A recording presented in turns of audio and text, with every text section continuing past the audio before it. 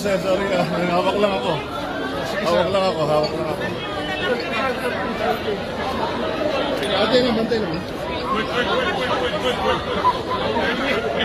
Bantay lang. Sir Ali. Hawak lang ako. Press.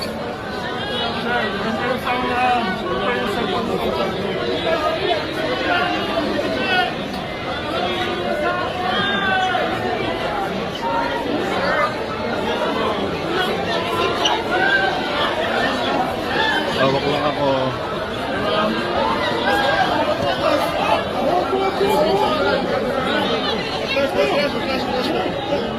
Pull mo ko.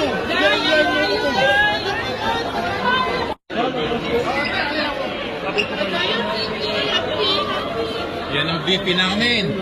Ito yung pinakamagaling. Hawak lang ako.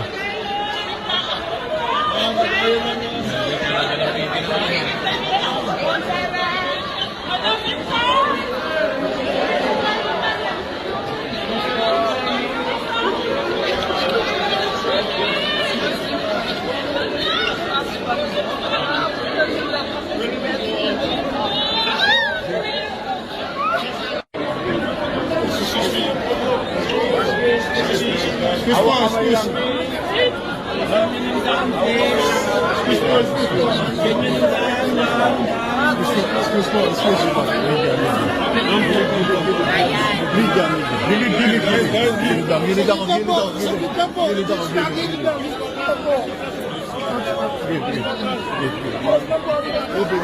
Moving. Atras lang.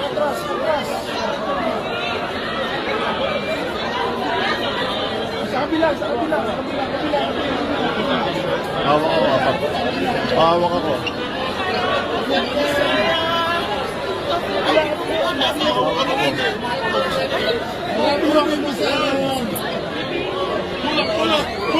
Pull. Hawak lang ako.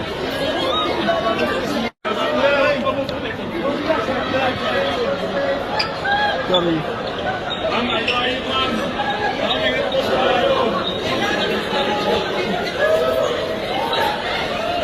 Last one.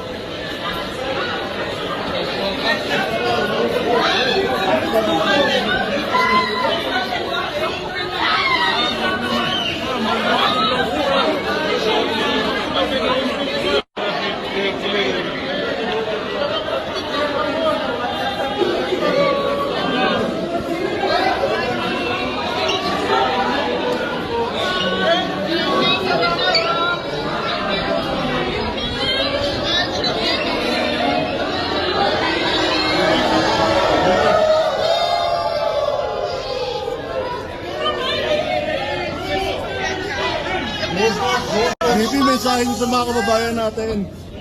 BP, mensahe sa mga... Salamat po. Sir, takay ito nung BE.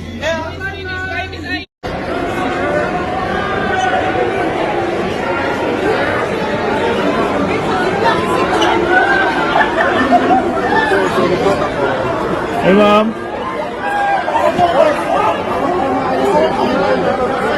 Atras po. Pull mo ko. Ilayin mo ko, tol.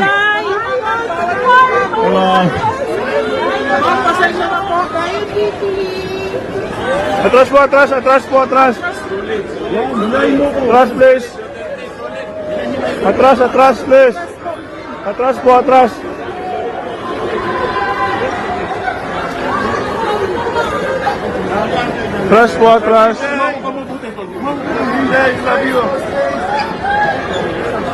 Ma'am, ayaw, ma'am. Ma'am, ingat po sa ayaw. Atras po.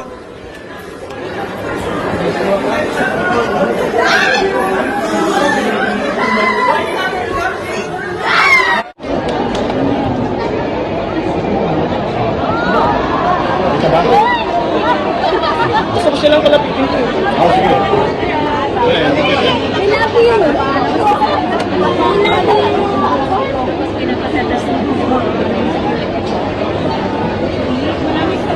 Okay po kayo.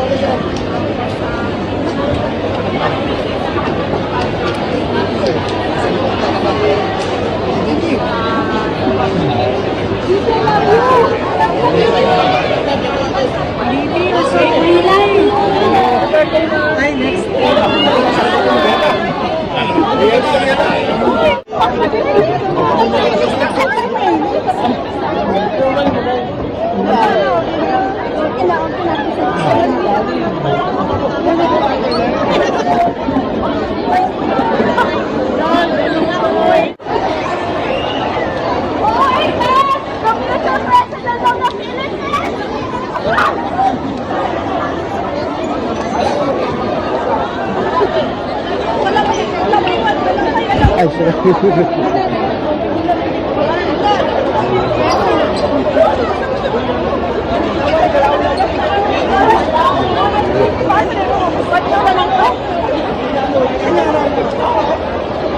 akong picture eh. Inday, guwapa. BP, guwapa. BP.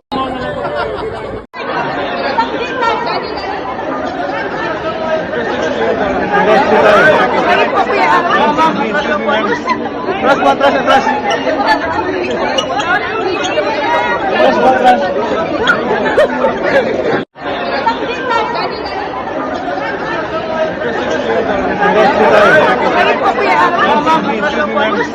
Atras po, atras, atras. Atras po, atras. Ayun mga kababayan, grabe talaga namang pinagkaguluhan at dinumog itong si Vice President Sara Duterte no, dito po sa Doha, Qatar. At kasama niya po dito mga kababayan si Senator Amy Marcos at ang kanyang ina na si Ma'am Elizabeth Zimmerman. At itong pagbisita ni VP Sara ngayon dito sa Doha ay para magpasalamat mga kababayan at kumustahin ang mga Pilipino doon no, sa Qatar, lalong-lalo na yung napabilitang nakulong nung nagsagawa ng prayer rally po doon sa Doha, Qatar mga kababayan, nung kasagsagan po ng pagdakip nila kay Pangulong Duterte at binitpit papunta ng Dahig, Netherlands. So kaninang umaga ay meron pong Thanksgiving Mass mga kababayan na dinaluhan itong si VP Sara Duterte kasama po ang ilang mga Pinoy OFW doon at mga supporters at leaders no. At nung tanghali ito na po yung pinagaguluhan siya nung bumisita po siya doon sa isang mall no, yung Villahio Mall mga kababayan. At nag-lunch po sila doon mga kababayan at konting usap-usap kasama ang mga Pilipino doon. At pagkatapos po ng lunch niya mga kababayan ay meron po silang afternoon snacks naman, kasama rin po ang mga OFWs, mga supporters at leaders mga kababayan. At mamayang gabi ay mayroon po silang dinner mga kababayan no. Kasama pa rin po ang mga OFWs, mga supporters at leaders na talagang solid na Duterte supporters mga kababayan. So kahit naman saan magpunta itong si VP Sara mga kababayan, maging dito sa Pilipinas ay talagang dinumog talaga siya ng mga Pilipino, ng mga tao na mahal po talaga itong si VP Sara mga kababayan. At pati na rin po si Pangulong Duterte kung saan man magpunta ay talagang dinumog po or dumugin talaga ng mga tao mga kababayan. So ano pong opinion nyo mga kababayan dito sa pagbisita ni VP Sara no, dito sa Doha, Qatar ngayong araw. At hindi ko lang po alam kung hanggang kailan siya doon, kung ilang araw no yung kanyang pagbisita, pero yung kanyang nasabi doon sa kanyang mga previous interviews na may schedule nga po sila no, dito sa Doha, Qatar. At talagang bibisitahin nila or bibisitahin niya yung mga Filipino communities doon mga kababayan, lalong-lalo na yung mga nakulong nung nagsagawa ng prayer rally. Although nakalabas na po sila mga kababayan, at still kumustahin po ni VP Sara no, gusto niyang ma-meet personal at makipag-salamat no, or magpasalamat sa kanilang lahat, sa kanilang walang sawang pagsuporta sa kanilang pamilya, lalong-lalo na dito sa kanya at kay Pangulong Duterte mga kababayan. So ano pong opinion niyo mga kababayan dito sa pagbisita niya? Please comment down below. Ayan, maraming salamat. God bless po sa ating lahat.